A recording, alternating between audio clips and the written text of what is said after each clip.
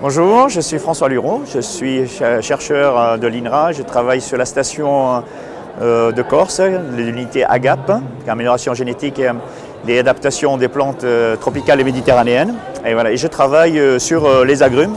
Et nous sommes là aujourd'hui au Salon international d'agriculture pour présenter la diversité des agrumes que nous avons en collection. C'est une collection plein champ, c'est-à-dire en verger, de 14 hectares en fait, de parcelles, et qui regroupe environ 1000-1100 variétés différentes, issus d'une cinquantaine de pays par le monde, de tous les pays agrumicoles. Et on a ici en fait un échantillon en fait, de cette diversité à travers les différentes espèces que l'on connaît, celles que nous consommons, mais également en fait, les espèces ancestrales qui sont originaires d'Asie du Sud-Est ou d'Australie.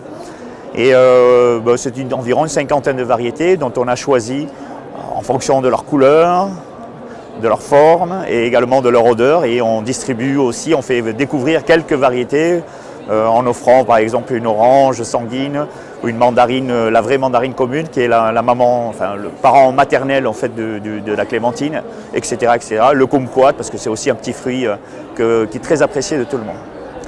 Nous utilisons cette collection à la fois à titre aussi éducatif, informatif, mais on l'exploite nous dans nos travaux de recherche pour aller chercher de la diversité génétique qui pourrait répondre à une amélioration, une adaptation à des facteurs climatiques. Et en ce moment, on parle beaucoup du changement climatique.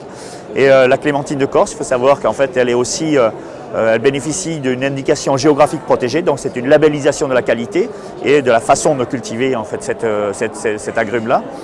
Et avec le changement climatique, c'est-à-dire on a des automnes de plus en plus chauds, on a un déficit d'acidité, on a de plus en plus de mal à atteindre l'acidité qui est requise dans le cahier des charges de l'IGP Clémentine de Corse.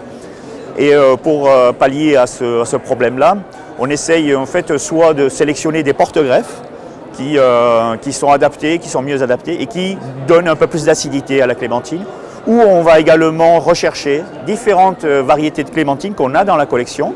Et certaines pourraient mieux répondre à ces nouveaux environnements ou ces nouvelles conditions en fait, de culture.